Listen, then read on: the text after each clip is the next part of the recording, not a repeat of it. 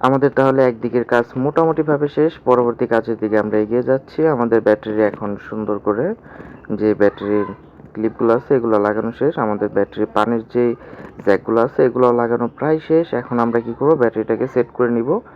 আর যেহেতু আগে আমরা ফুল চার্জ কার্ট এখানে সেট করে ফেলেছি, সেহেতু আমাদের কোনো সমস্যা নেই।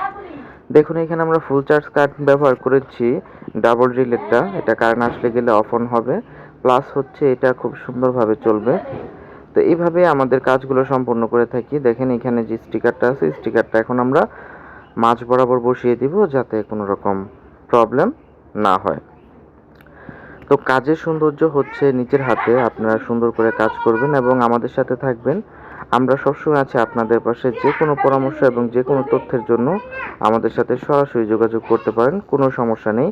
আমরা আছি আপনাদের পাশে সর্বদাই সবসময়।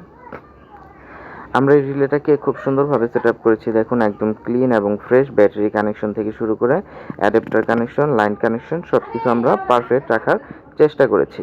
আপনারা সুন্দরভাবে কাজ করার চেষ্টা করবেন, তাতেই হয়ে যাবে ইনশাআল্লাহ।